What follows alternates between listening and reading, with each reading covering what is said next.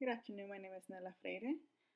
Social media has become such an important part of our lives, starting from communicating with our families in other countries, getting in touch with them, our friends, our families, and also getting to meet new people in the internet.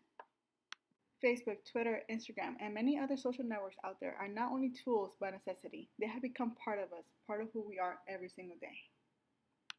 These apps help us connect with our loved ones. We send pictures, videos, voice notes, and this way we can share our memories from all those that are far away from us. This makes the distance not to feel so far apart. Not only does this help us with our friends and families, it also helps communicate worldwide.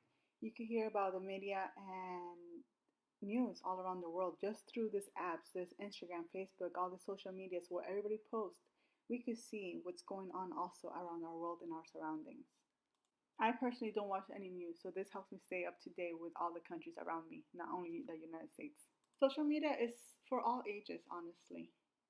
And all ages depend on these social networks to be able to have a social life too. Today, there's more social interaction through this kind of social media than in person.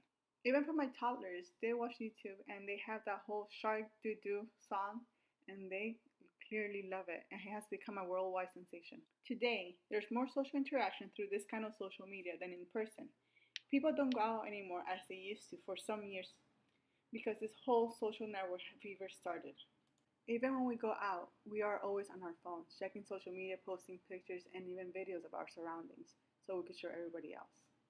There is a weird beauty to just letting the phone go and letting kids be kids and us interact with each other in person and not in social media.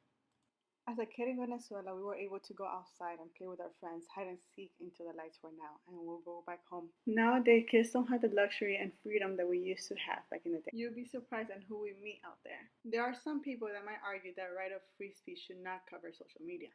These people might have reasons for bad personal experience or from bad experiences from people that they have known. It is a fact that places like Facebook or Twitter have been a tool that some people have used to bully others to a point to make them want to take their life. Unfortunately, we see all of this happening every single day. I do understand the reasons, but aren't the same risks out there too? School, work, clubs, and even our own home can be a place to use to bully other individuals. School, I believe, is one of the places you can get the most bullied. People get bullied just because of the way they look, the way they speak, the way they portray themselves, and even their religion.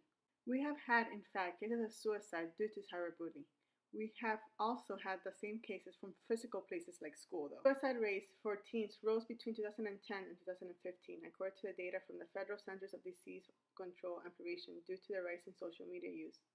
Recent teen suicides have been blamed on cyberbullying and social media posts showing their perfect lives, maybe taking tolls on teens' mental health. In 2009, 58% of 12th grader girls used social media every day or nearly every day.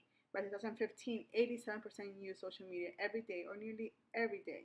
They were 14% more likely to be depressed than those who use social media less frequently.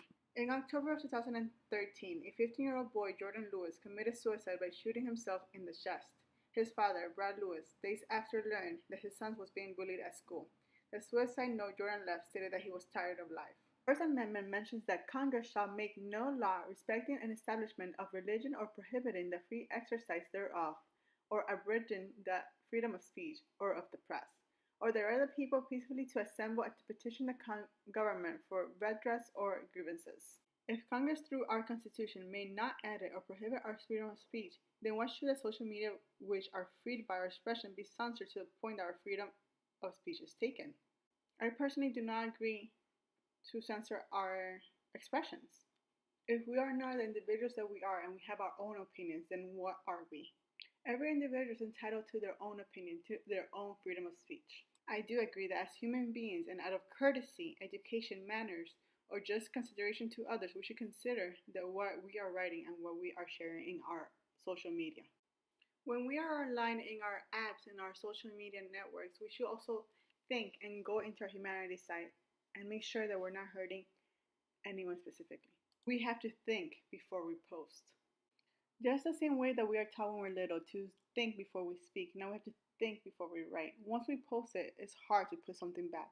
We can delete it, sure, but something's out there. Once it's out there, it is out there. But it is our right to express ourselves freely. As mentioned by Matthew Ingram from the Fortune magazine, I know that mentioning the First Amendment will inevitably generate criticism from people who argue that its free speech and free press provisions only apply to government action and that private corporations and billionaires are free to do whatever they wish as far as speech is concerned, Ingram stated. In fact, social media platforms are owned by private corporations who can and do set their own rules of content, community standards that all members must agree to when they join. They can censor and erase posts that people with influences or the government does not want for one reason or another to make public. Of course, these actions from social media in general go completely against our freedom of expression. Not only in this country, but in other countries, sometimes when there's people that post what's going on with their social government, it is being erased. Point in case, there's people that post stuff in Nicaragua and it's being erased too. We do have our social media: Facebook, YouTube, Instagram, Twitter, even Reddit to express ourselves and show our social forums. Without this social media, how are we going to express ourselves? How are we going to show people around the world what's going on? And if they do take our freedom of expression on social media, we'll feel like we're drowning.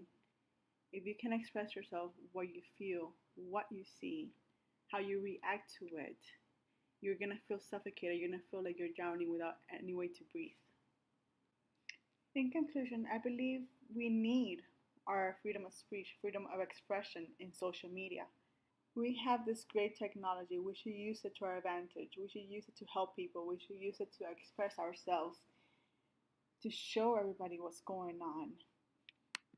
Why should we get robbed of this beautiful advantage that we have nowadays?